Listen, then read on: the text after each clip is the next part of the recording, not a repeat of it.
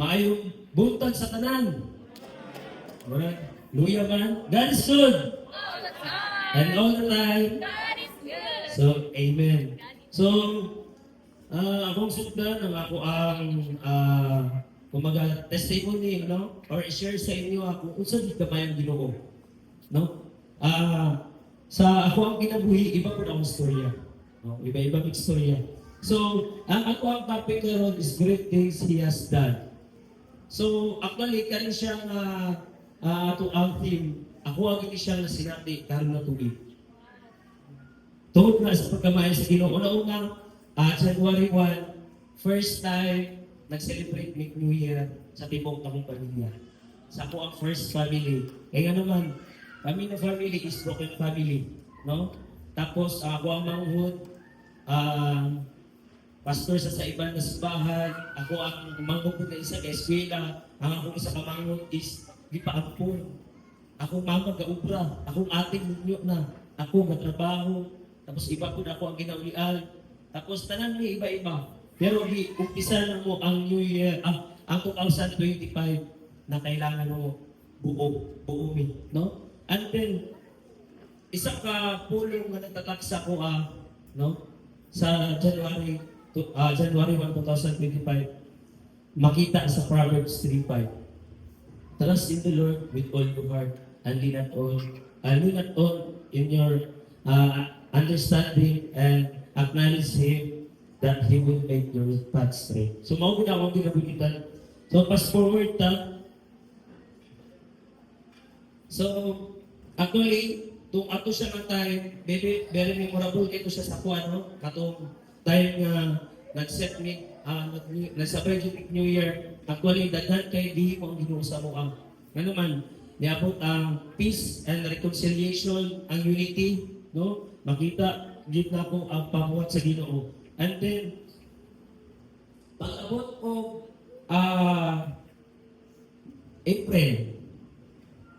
pag-abot ng April, nabot ang mga ginagmay ng pagsulay, no? Kaya naman, that time is election. And then, ipatawag ni sa mga sa among mayor, no? Ato, gisabi dito. Tapos basta nakarelate siya sa ako, nag-gisabi dito. And then, naing sa kadlaw nang ipabalik ni, no? Naing tayo nang ipabalik ni dito, and then nakulbaan ko, no? Ano man, kaya una-una na po na ko, siguro, wala po rin ba? About na po siya sa politiko. Anak. And then, ako nga time is, kung kaya siya, kanang ordinary day lang siya sa atong may pangitabuha. And then, wadon ako sa ako ang area, no? Actually, ang akong trabaho is nasa field. So, pag andun ako sa field, so makita ninyo, ako ang isa sa mga obra ko is kanta ko PI or artificial inspiration. O nga, ako ang kantuan, pinakalayo na siya ng barangay. And then, naan ko sa duwa ka barangay na ako ang nalampasan, na ako'y nabilin, nga which is pinaka-importante kayo, mo itong gloves. Hindi mo po makakuot o buli sa karabaw mo ng gloves. Hugaw, no? So, mo ito, gibalikan ako. And then, pagkabot ko sa office, anak si Sir, isa na ko kanang taas-taas ako sa job, ayaw sa paglakaw, kaya gipatawag ka. No? So, ako nga time, nagsago lang ako nagsago lang ako kanang sana kakulba o gapangulot ko kung saan ako di. No? Pero that time, pagpatawag sa ako grabe, blessed kay ko. Grabe, lipay kay ko. Kaya naman, grabe, namuhat din ang Ginoo. No? Isa naman to sa munisipyo na gipatawag para mo apply sa item. Dili ako ang libruol sa ilaha para mo apply. No? Grabe ka, maayo dito ang Ginoo. No? Gipatawag ko dito. Una, giingnan ni, kung sa man, Joma, gusto mo apply ng item? Wala, sino ba na hindi gusto mo apply? No? Dito pala, grabe yung kamay ang Ginoo. Grabe nga privilege, grabe nga opportunity na iyagihatag sa ako. No? Nakita din ako ang iyahang pagpamuhan. And then, pagka July 15, birthday na ako. No? So wala ka pala si Tansi. Ako ang asawa na karungguwakan ng asawa. No? So, nag-prepare siya, ano siya na magkaon sa gawas. So wala siya kamalo, niya, abot ito tayo na mag-propose ko sa iya.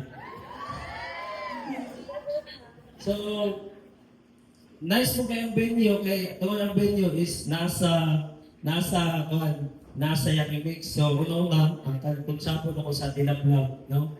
And then, una-una, kung magsulog-sulog ko sa iya is kaya ra ba, siyempre kami doon mo good, sa 10 years na ng mga mag-ubal, may mag-uya, murang dili na may maulaw, kaya mag-chok-chok. Pero matong tayo mag-hinuhod ko ba? Dito ginagawa gibati ang kanang ginatawag bitaw na kanina Diyo, no? Musulod na Diyo sa kami niyo. And then, ang i-pray Diyo daw ko sa Ginoo.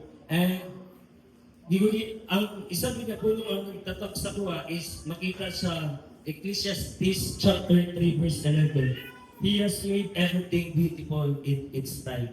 No?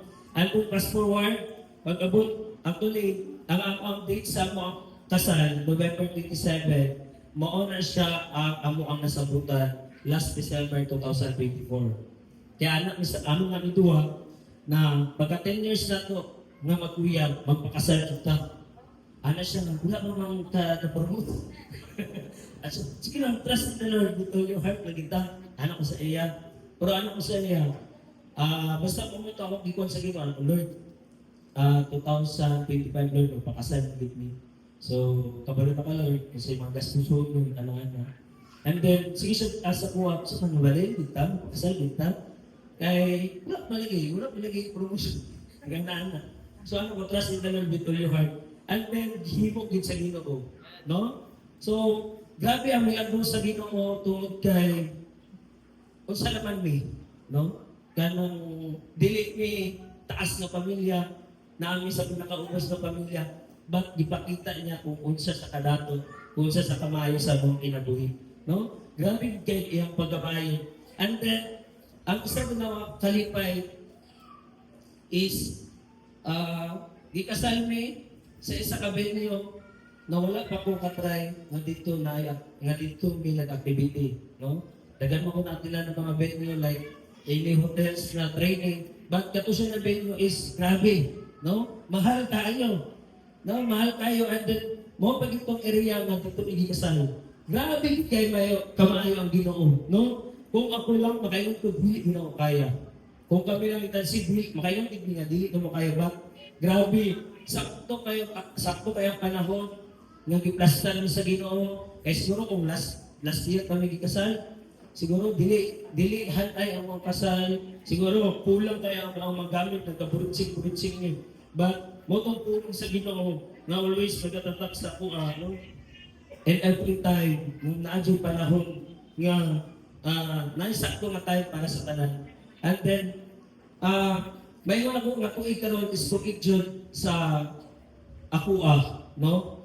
Ang morning hagin sa tua, na kita tanan na dyan tayo sarili-sariling tuig. No? Dili kami mo niya, si Bayong, tuig niya karoon, saan mo kaya kuha?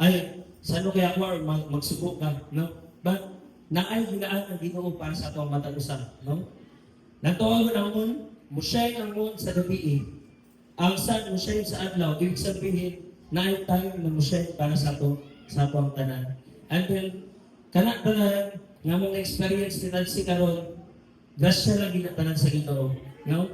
Kumbaga, ipa-experience sa mua ang kanang iyahang pagkamilagro, pagkamaayo, tungod kay ipakita niya sa mua ba kung sa siya klase ng Ginoo. No, basta musanit lang dyan, no, musanit lang dyan, dito musanit si Mukha Galingon.